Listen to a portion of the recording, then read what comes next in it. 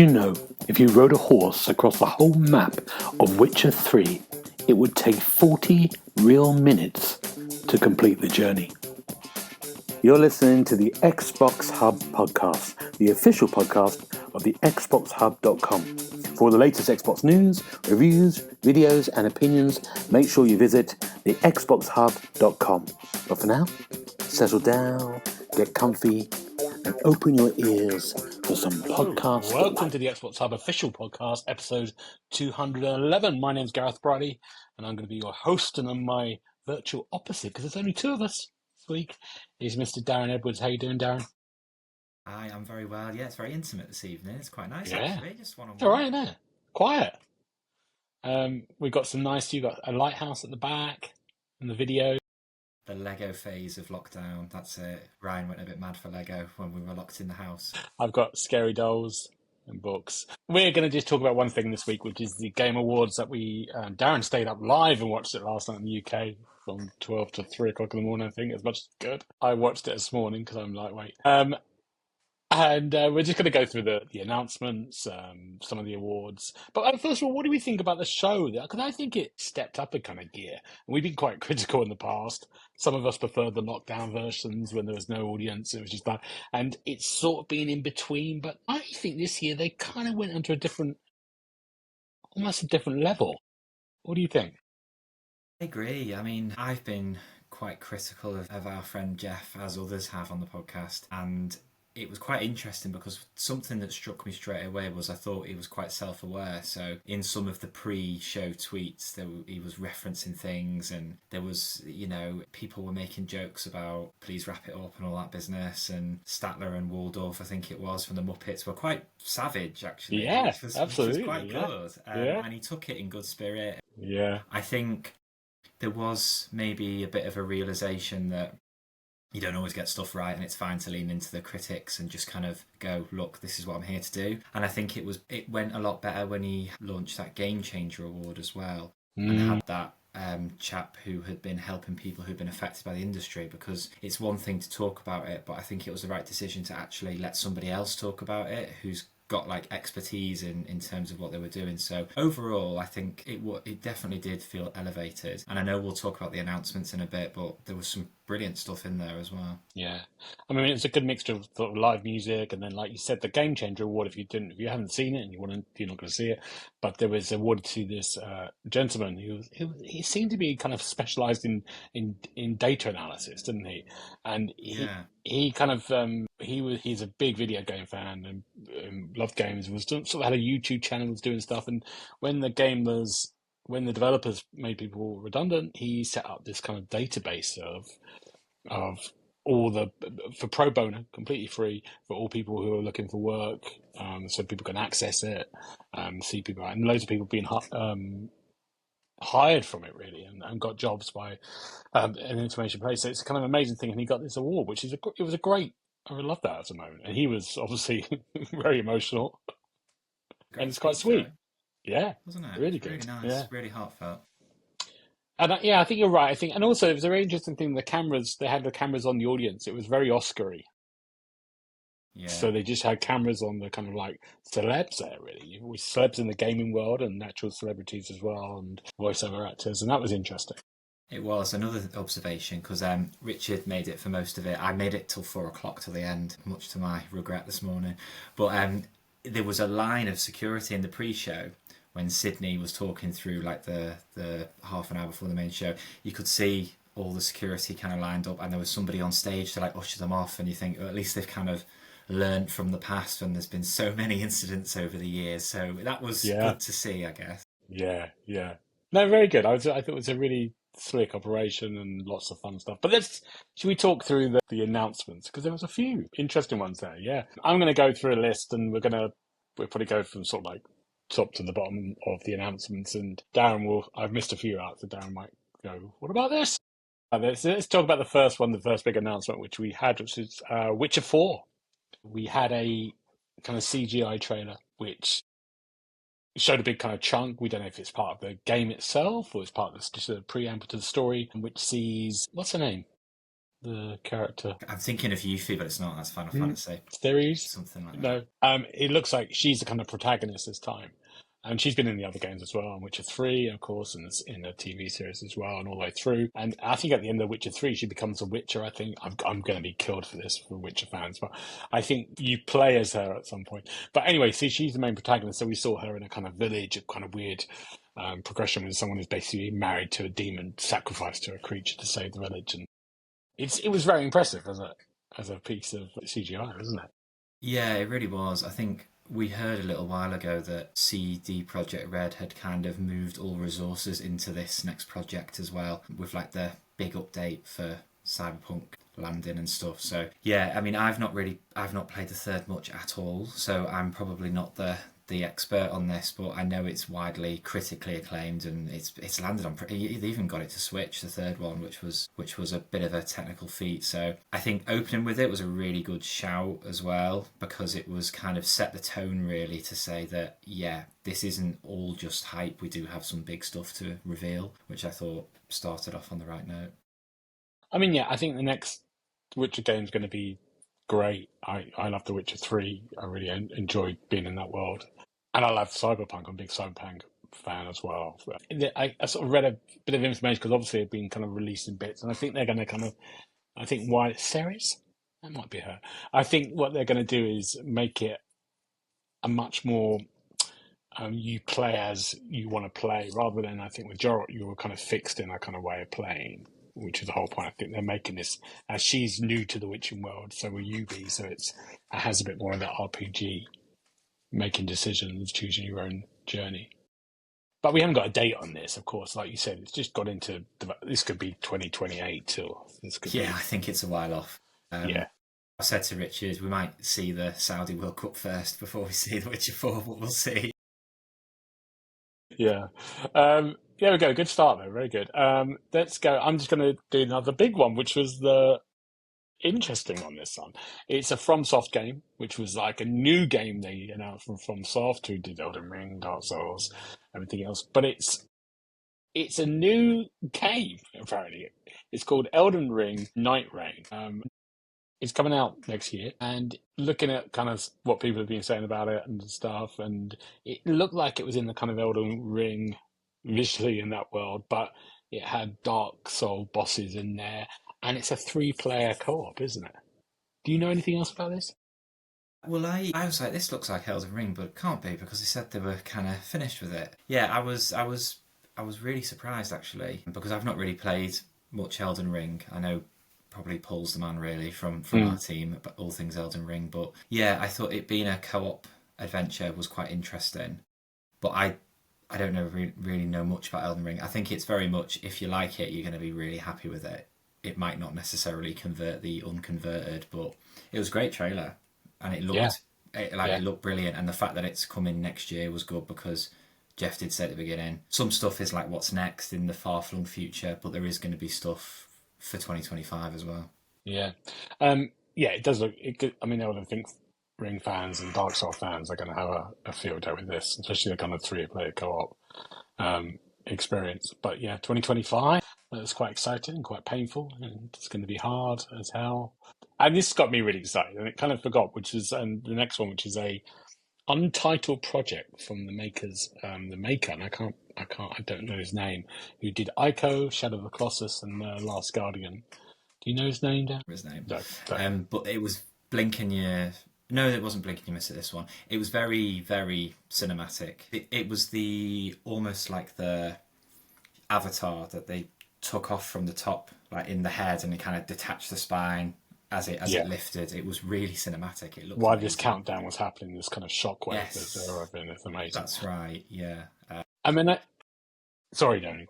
No, I was just going to say, like, it definitely was one to whet the appetite, because I remember playing Ico back on PS2, and it still holds up to this day in terms of design, in terms of, the storytelling and stuff. It's just a great game, as was Shadow of the Colossus. What was really amazing is the way the guy was kind of running and going up the robot. It was exactly like how Icon and Shadow of the Colossus and The Last Guardian. You could see that, oh my word, that's almost like missing a couple of frames. It just feels, it's not as, and I thought, that's great. Yeah, you're right. You could see the DNA woven through it just in the trailer. So yeah, I mean, who knows when? But no, and I think they've come out and said it's called Project Robot at the moment. So that's the name, even though it's unannounced. But I kind of forgot about that because I loved all three of those games. I mean, I loved The Last Guardian, which got some stick, but I thought it was an amazing game, beautiful game, very sad. But yeah, really excited to see something from there. But like you said, a long way away. We had a few other things. I think I missed this out here, but I think you might want to talk about because The Outer Worlds 2, which we knew was coming. Yeah, so it's interesting it's in this showcase because it's multi-platform now, I believe, because it's an Xbox Game Studios game, 'cause it's Obsidian, isn't it, if I'm not mistaken. And, I mean, the trailer was just great. Like, it was quite funny, quite cheeky, very self-aware, around how it's going to be, it's taken us 3 times as long to make it, and it's going to be twice longer, or whatever they were saying. Like, it was just... I think if you like the first one, definitely you'll like it. And it's come along. I saw a comparison from like when it was first revealed, like even just the kind of logo and stuff, and where it is now, and it looks amazing. So I'm a big fan of. You love that, games. Yeah. You're a big fan of them. Yeah. It's just one of those worlds where I think you can kind of get lost in it, but also it doesn't take itself too seriously, which is great. So it's really, really good fun. So if you don't want too heavy a game, in contrast to the last one, Project Robot, then it's a real good laugh. In a way that, I know we might talk about it, in a way that Borderlands tries to be, but I just don't get on with it as much. I just don't click with it at all. Yeah. We got is it a release date now? It's 2025, isn't it? It's coming next year. Yes, yeah. But it's nearly there. I think it looks nearly ready to roll. I'm balancing my laptop on a couple of cushions, so if you see some wobbling, I'm so sorry to get a height where I'm sitting. Yeah. And the next one's a good one to talk about because it's Joseph from Hazel Light Studios. Joseph Fares, yeah, what a character. He's worth his money, isn't he? Wow. He's good booking, yeah. Yeah, he's very much fun. He's great. Just comes on, swears a lot. I like it a lot. His kids in the audience as well. His kids in the audience. That was brilliant. Yeah, he's fun. I mean, it is a nice, fresh bit of... Yeah, it's really great seeing someone be in that energy. God knows what he's like to work with. You kind of just have to let him do his thing, I think. But we've got release of this new game. We've got a really big insight into a trailer. It's called Split Fiction. Split Fiction. Yeah. And again, it's a co-op, which they do really well. Takes Two, which of course won the Game Awards. I mean, it's a great game, Takes Two. You played it, Takes Two, Darren? Yeah, me and Ryan played it and absolutely adored it. So I'm happy that it won Game of the Year. And it feels like we're back with another kind of like epic local co-op experience. They've got these 2 characters trapped in this kind of like strange kind of 2 writers who get trapped in a sort of like sci-fi science thing to get their stories, and they get trapped in one bubble together. So they're sharing a kind of like a world, but one's fantasy and one's sci-fi, and they're kind of like, you're going on these kind of adventures. And it looked very much like It Takes Two, different kind of like gameplay styles. You'll be doing sort of like shooting, being dragons, platforming, everything again, every second. That's what was amazing about It Takes Two. It does look very good. It really does, and that's one of my favourite elements of It Takes Two. It was like a greatest hits of all those games you've grown up with or played over the generations of console gaming, like platformers and things, and it kind of is a love letter to all that. There's in the trailer there was some almost like cannons, a bit like Donkey Kong Country that they were getting around on, and the dragon, which I thought was quite interesting. You kind of start it from when it hatches and then kind of raise it as you play the game, which was really, really good. And just some of the levels, it reminded me of one of my kind of groundbreaking games I always go back to was Super Mario Galaxy, when that came out for the Wii. And like the environment and the way you kind of bounce off different planes, you're not just kind of going from side to side or up to down. It looked really, really good. So he's really good at what he does. I mean, A Way Out was great as well before It Takes Two. So this was actually one of my favourite reveals of the show. I can't wait to play this. And it's March the 6th next year, so it's quite soon. It is, yeah. I think February, March is looking quite stacked, isn't it, when you look at these release dates? I know. Day before my birthday. March 6th, yeah. So, yeah. We won't talk about how I am. And then we had another game, quick mention, there's that game that will build one, Fragpunk, a little free-to-play game that basically you have shooter with cards that can give you a little head or a big head. Yeah. We've seen it before. That's coming out the same day. I've got to be honest, I thought it was already out. So when the date came up, I was like, oh, it's not come out yet. Because I remember seeing it at, I think it was Summer Games Fest. Yeah, so, I think it might have been, yeah. I mean, I don't want to, dump on it or anything, but I was saying to Richard, I think the first half of the show there was quite a lot of, I was like, God, another multiplayer game, like another quickfire multiplayer game, or another kind of open world fantasy. Need a bit more variety, and then it kind of came a bit later on. But I was a bit like, not for me. But we'll see. People will like it. Yeah, people will like it. I'm going to just mention Project Dark 2, which is not Project Dark. What am I talking about? The Long Dark 2, Black Frost. Yeah. I think I might have reviewed The Long Dark for us back in the day, and it was like, it's a really interesting kind of like one of those first big survival games. And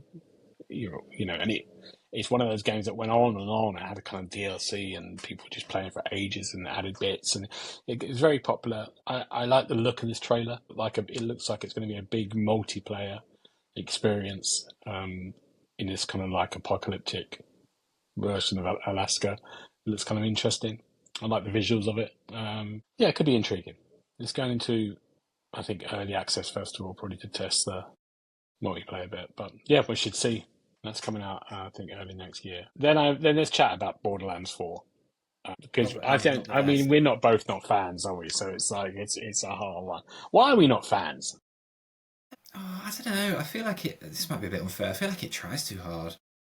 Like, I don't know, in terms of the tone, like the comedy element of it just doesn't click with me. Like, the gameplay's fine, like there's plenty of games that kind of tick those boxes, but I don't know, I think there's just better alternatives out there for me. And I was kind of wondering whether, I can't remember his name, which is terrible, from Gearbox. Randy? Is it Randy Pitchford? Yes, yeah. I was thinking, oh my God, is he going to mention the film, or are we just going to pretend that never happened? And not a word was uttered. It was all steam ahead. So there'll be people who love it. And I think Jeff probably did well to get a confirmation reveal in Summer Games Fest, because it was quite meagre what was on offer in the summer showcase. So everyone was expecting it to come back. But I might be being unfair again. It doesn't look any different to the last one to me. It looks exactly the same. When you had this big trailer of like a kind of war that was going on and this epic thing, and then it just sort of cuts to the game, and it's like, oh yes, that's Borderlands, exactly the same as it was. Exactly, yeah. I mean, people love it. People love it, and it's spent hours, and it's a co-op game people really enjoy. But yeah, it's not for us. I don't think anyone likes it. I'm going to move forward a bit now, and I might miss a couple here, Dan, so you might want to go back. I'm going to talk about Project Century, which was a game that we saw a little bit about, set in 1915. It looked like it was... Yes, yeah, and it was from the makers of Yakuza and Like a Dragon. He's set in this kind of street in 1915. This sort of jazz music was playing, and then this guy in this amazing kind of outfit just starts getting into really brutal fights in the street. It reminded me of... Sifu, S-I-F-U, a bit. It reminded me a little bit of that. It's something I just thought, oh, that's interesting that they've set a game back then, which I quite liked. There's going to be a few of those at the moment, but yeah, just thinking about that I liked. Yeah. There's nothing else we know about it at the moment. I don't think it's got a date, has it? No. But it looks quite interesting. The next one I'm going to say, I'm going to miss out a few here. You're going to have to get me up here. I've got a couple, so I'll wait and I'll come back to it. Do you want to wait? Let's do it after this one, then go back and do a few. Can I? Should we have a quick mention about the first Berserker? Can you remember this one? It's coming out March the 27th next year. It was the one where this guy just running and he was fighting a big creature who's built in. Yeah, like long, almost looks a bit like Sephiroth, like long grey hair and stuff going on. Yeah, I think I do. Yeah. I think Paul would like that. Yeah, it's really hard RPG. Again, it kind of got lost for me in a lot of similar type of trailers, kind of one after the other. Darren, do a catch-up thing. What have I missed so far? Might be on so there's a game that it might have been later in the showcase, so forgive me, but one we definitely have missed because it was just before Project Century was Virtua Fighter, the return of, which is a pretty big reveal, to be fair, because it's 30 years, a bit like PlayStation is celebrating their 30 years this year since the first one came out, and it was, as far as I remember, one of the kind of original proper 3D fighters off the back of Street Fighter and stuff. The success, it was like the proper like rendered in polygons and stuff. If you've ever seen the first one, it's very basic, but it shows that leap forward into the 3D and PlayStation and stuff. So I never really played them, and I think they kind of fell away and lost the race against the Tekkens of this world and stuff. But it'll be interesting to see how they bring it back, because that was a big franchise back in the day.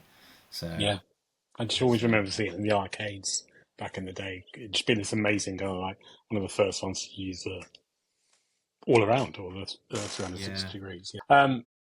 Yeah. Nice little kind of bit about Crow as well. Morning was broken. Yeah. What else have I missed, Aaron? Again, I might be skipping ahead a little bit, but there's a sequel to Okami, which has been announced, which I don't know if you know Okami. I do. It's the one with the wolf in the trailer. And I can't remember his name, but the director of it, or the creator of it, he's also launching his own studio as well. But I think it was a bit later on.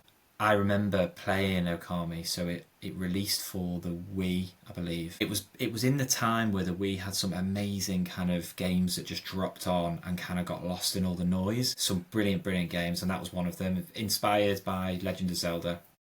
Essentially, you play as the wolf character, who is Amaterasu, and you basically have to go around and reanimate the cel-shaded environment for use of colour with paintbrush and like paint the world back in a way. Yeah.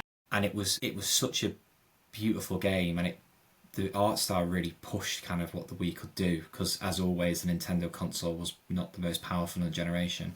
And then it found its way onto PlayStation 2, and I think there was a HD remake as well a few years ago. So when I saw it, I thought, be releasing it, great. But actually, it's going to be a proper sequel, which is really exciting. That's great. And then I'm going to have to keep a close eye on that studio, because I imagine there's going to be some exciting stuff coming out. So for me, that's what elevated the showcase. There was a sequel to a game that connected me back to when I was like 14, 15. And it was one of those kind of cherished, almost one-hit wonders that didn't really get the recognition it deserved at the time. It did critically, but it didn't get the kind of player base that it deserved. So I'm really excited to see what happens with that. Okay, good. Anything else I missed out before I go on? Not that I can think of, but I'll have a think. We might loop back. Good. I'm going to give this a mention because it's Game of Thrones, King's Road. Yeah. Now, I'm going to give it a mention because it was weird, because it was like, so you basically you're playing this character, but it feels like you're in the Game of Thrones. You're in the series, you're in the events of the series. That's what I kind of got from the main character there. Jon Snow's there, and you're seeing dragons, and it looks like it's like towards the end of the battle stuff. Yeah, I was confused like you, because it didn't look like it was, unless it's a bit of a red herring, it didn't look like it was a new story, or it was expanding. But then I thought, if it is based on the series, surely this is a few years too late. I feel like the hype has died down, and House of the Dragon is good, but it's not great. It's not captured the spirits of people like Game of Thrones did. So I was a bit confused by this, to be honest. When I looked a bit further, I did some research.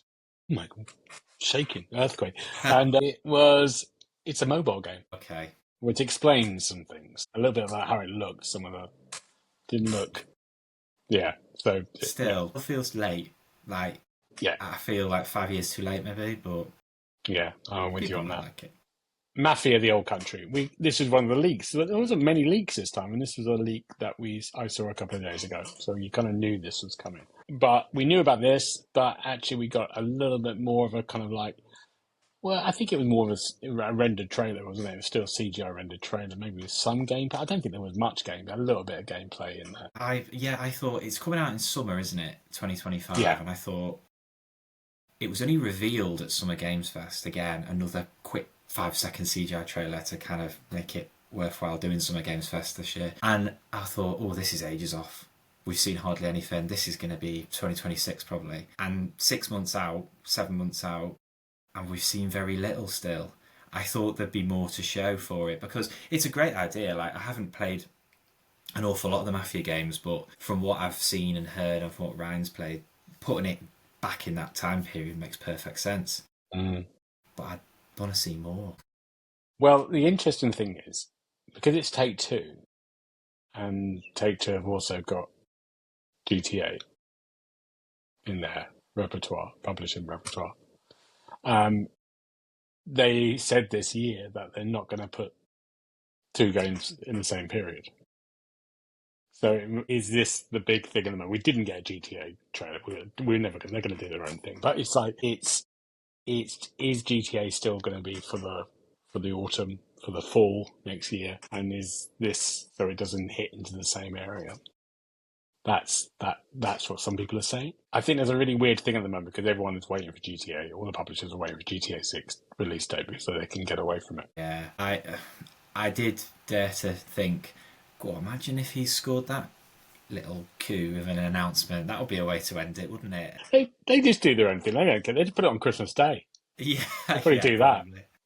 Yeah. Yeah, it's like GTA. We're going to do trailer. But it does look good. I'm a big fan of the Mafia games. I think I was a fan of Mafia 3. So I really like them. I think they're good kind of open world. And like you said, that being in that time period again is a really interesting, I think. And they always tell a good story. So we'll see. I'm going to move on into kind of interesting one. It was Laura Bailey and Aaron Breaking Bad, his name, came on and they and they did kind of like a little skit together.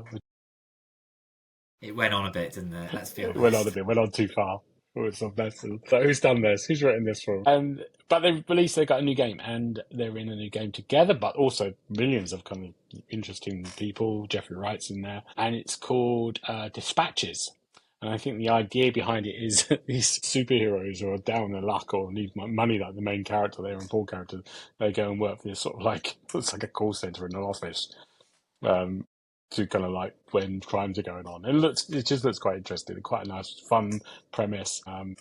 It's made by someone who did The Wolf Among Us, so it has that kind of like, it feels like it has that. Who was the Walking Dead people? What's the name of the company? Did all those Wolf Among Us and stuff? Telltale. That Telltale, it has that Telltale feel.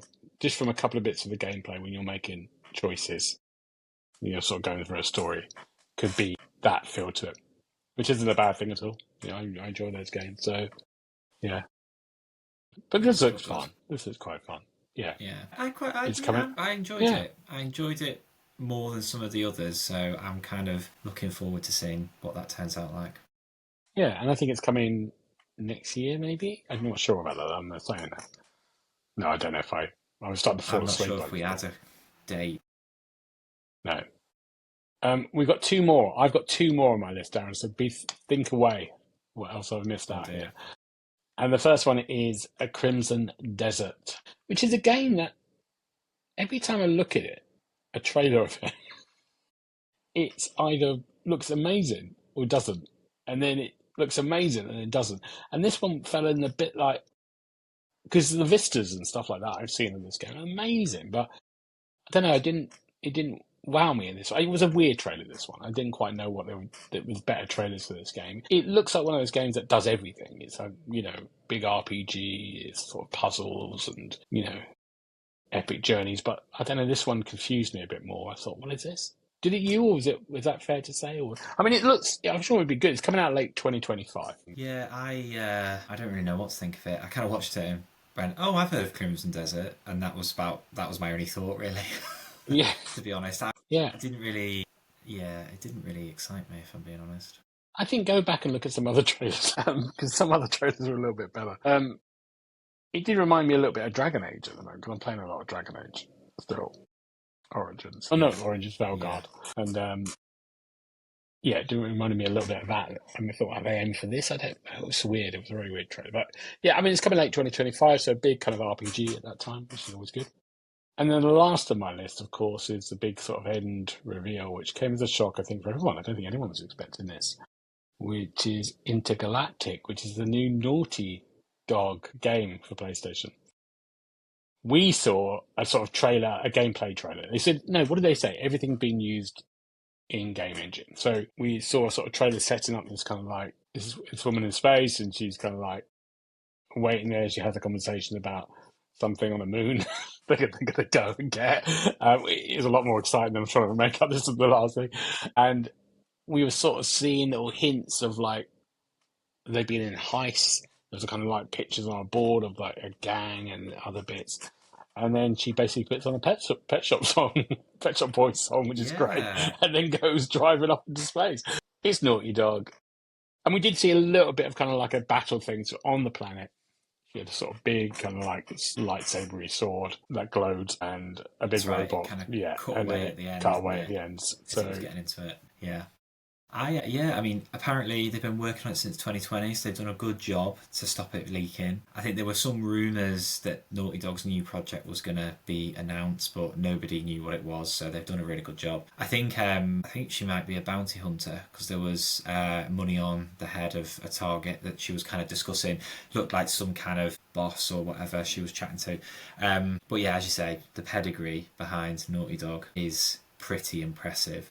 I imagine this will be one that people will be very excited about. And it was a bit of almost like a statement of PlayStation showing up, whereas we didn't really have a big like Xbox only game. I know we had Outer Worlds 2, and obviously Nintendo kind of do their own thing. So it was interesting actually that that's what they finished with. It was pretty impressive. it was. Because PlayStation had I'm saying they've had a quiet year. So in the Game Awards, so some of their games won quite a lot of the awards. So the games they had out have done very well. But it's been a quiet. There hasn't been those big ones like the Spider-Mans like we had a year before, Horizon. It's especially in this second half. So it's nice for them to have that kind of use it's their flagship studio, isn't it? Naughty Dog. So it's kind of interesting to see that. I mean, it's Naughty Dog. I love Naughty Dog. I love Neil. What's his name? Who's directing it? Yeah, I think he's brilliant. So yeah, it's probably be great. We don't know when it's going to be. Hopefully not too long if they've been working on it for 4 years, but I guess they'll be ready when they're ready. Waiting for GTA. Yeah. Who makes the first move? Yeah, blooming heck. There'll be nothing for the second half of the year. No one's going to commit to anything until they know. But yeah, I think they were good. Some really good announcements there. It did feel like there's a lot of, Wait, what have I missed, Dan? Tell me what I missed.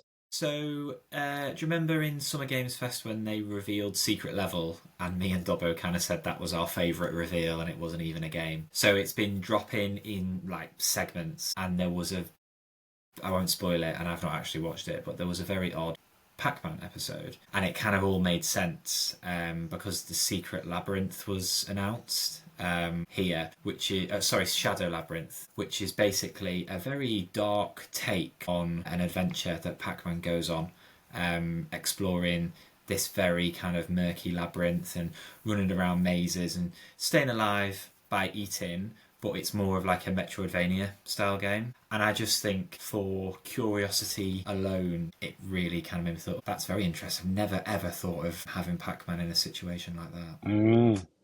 Yeah, it's not got the best reviews though. Secret Level from people. No, I think no, it hasn't, has it? And it's very apparently there's. Which one is it? There's one coming up that's supposed to be really good, but yeah, there's been a few that have been not very well received. So I think it's been very mixed in terms of the episodes. Yeah. Anything else on this? We'll see. Yeah, so Turok as well. Do you remember Turok? Yeah, I thought I forgot.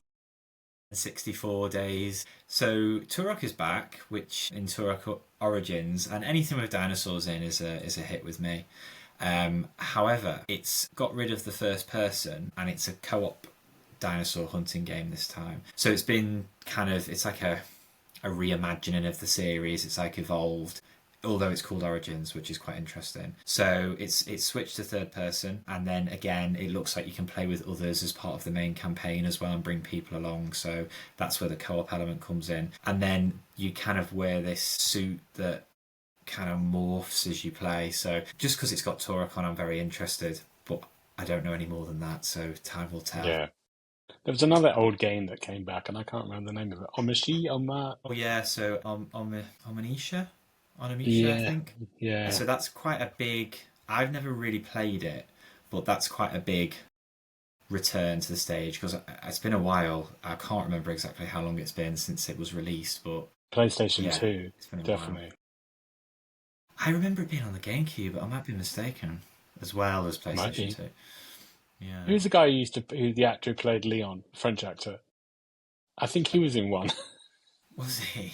Yeah, I'm sure. Please let me know. But I think he was definitely in one, like the third one or something. I'll have a look at it afterwards. Yeah, Yeah. it was Um, good. yeah, yeah. And then another one, another kind of IP. So Ninja Gaiden has returned, but it's like a side scroller, like an old arcade side scroller, kind of like hand drawn, kind of cartoon visuals, which looks interesting because I'm a big fan of the older games, and this looks like a bit of a new take on it. So that'll be good. So there was a mixture of kind of old and new, but not necessarily just remakes, like Mm, reimaginings and bringing some old IPs kind of kicking and screaming into the current age. So yeah, I think overall it was pretty strong, and we've criticised Jeff over the last few years, so I think it's fair to give him his dues and say he did a good job with that showcase. I very thought. good job. Yeah, very good job. Let's talk about some of the awards. I think first of all, I mean, there's no big surprises there. I mean, I'm just going to say because the first award was for best performance, and it was Harrison Ford appeared next to, Yeah, I which is know. amazing. It was again a statement about kind of because me and Richard were talking, and I thought so gaming's very mainstream compared to probably even 10 years ago and how long we've been Yeah, playing games, and it was like a bit of a kind of a exclusive club. You know, you and a few friends yeah. would know about gaming, and everybody would think it's all just, teenage boys sat in the room or whatever. And now everyone games, whether it's mobile or whatever. And I've reviewed and been playing Indiana Jones and the Great Circle recently, and it deserves all the hype. It's fantastic. So when Harrison Ford came out, I thought, oh wow, okay. And obviously the gaming industry's had its issues that with job losses and stuff. I think they were saying about 34,000 people over the last year or two, and it just makes you wonder when something gets so big and mainstream, is it starting to buckle under its own weight a little bit, under its own success. Because now, I mean, I know famously The Rock kind of turned up and stuff, but there's just big names now kind of seamlessly turn up, and he said, what did he say? He said, if I'd have known he was going to be this good, Troy Baker, I would have done it myself. Because I was saying, if there's a sequel, Harrison Ford's going to want to get in on this now because he's Yeah, missed yeah, out on the first yeah. one. So yeah, it was a big, big moment, I thought. I think that's a really good point because the two things I noticed, I said to you, it's like an Oscar. It was almost Yeah, like they got a director in who went, "Have you directed the Oscars?" And let's get it like this. And the other big thing is what they were wearing. And like when they go to ceremonies, they get all this stuff. So if they go to the Oscars, they get designer stuff for free because they want to show off their stuff. I don't think this has happened. This year was much more like any other year. They looked amazing. Everyone looked amazing.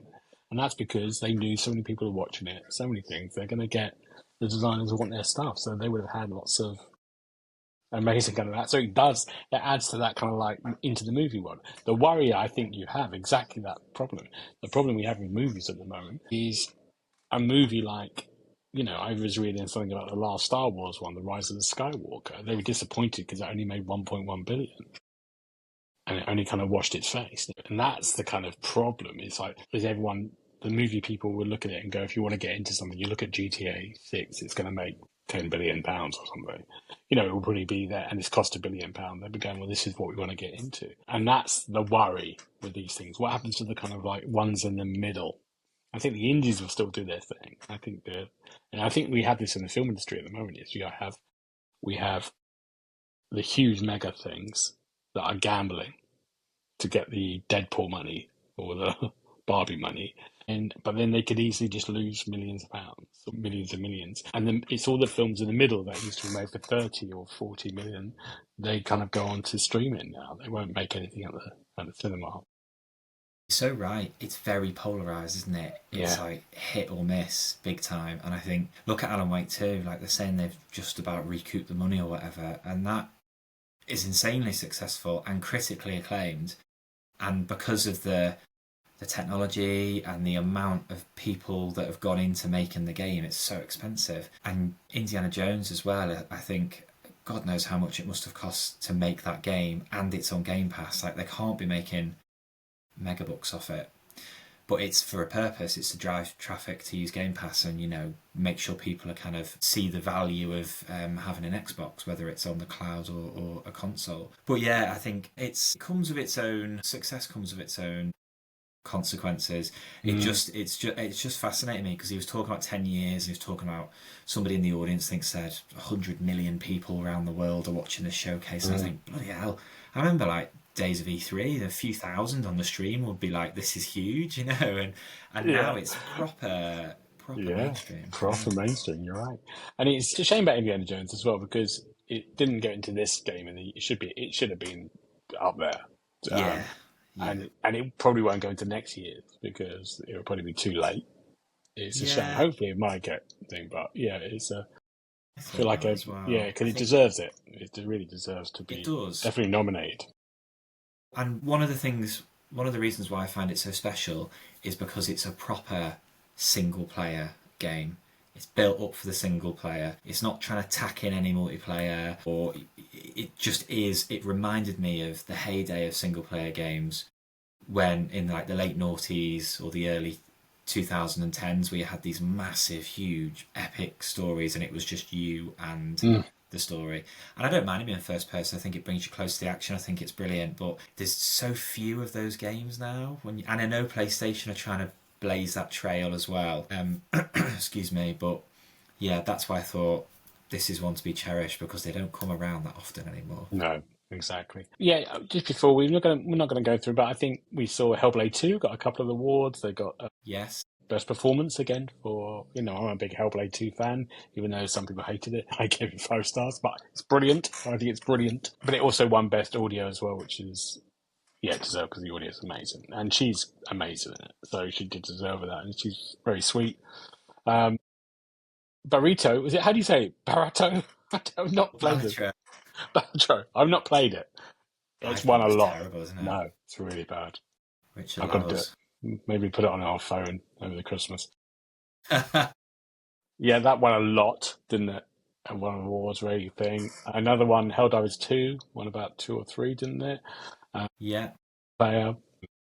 Had new content, didn't it? New DLC stuff that had landed for them, so that's good. I thought they might announce for Xbox at one point, and it never happened. They're keeping that.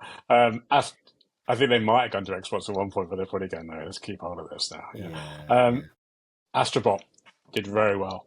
Yes.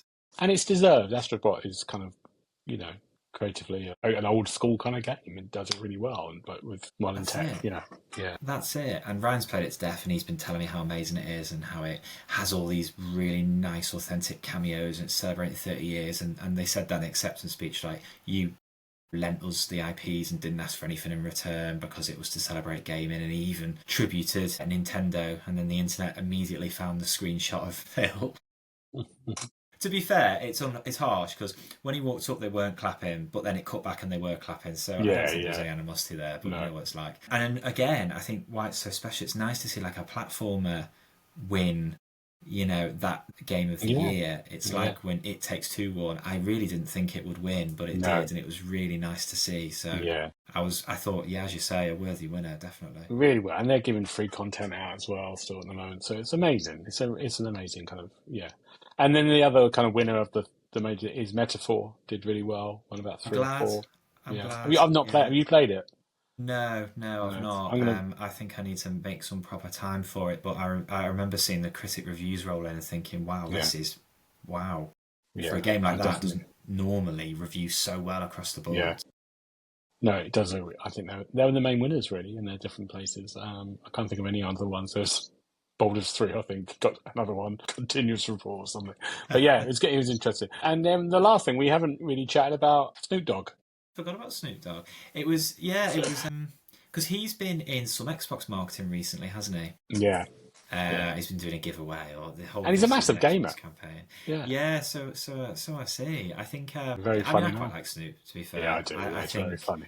There's something about him. He's got presence, and I don't mind his music either. So I thought it was a good. But again, it's another massive endorsement, like what we were talking about earlier, like the fact that he's turned up. And it was nice that there was a few different pieces that the orchestra did, so we didn't just see them right at the end for the medley. No, they were kind of interwoven. And again, like you said earlier, it felt like a different production, because there was more variety in there than just award trailer, awkward speech. So it was, It I was think they've amazing. hired someone. They've hired someone to do this. Yeah, It's I like a think you're director, right. someone who knows what they're doing. I think It's you're such right. such a step up, such a different thing. Mm, Yeah, absolutely. good. There you go, Darren. That's it. We're through. We've done it. Deary me. Good.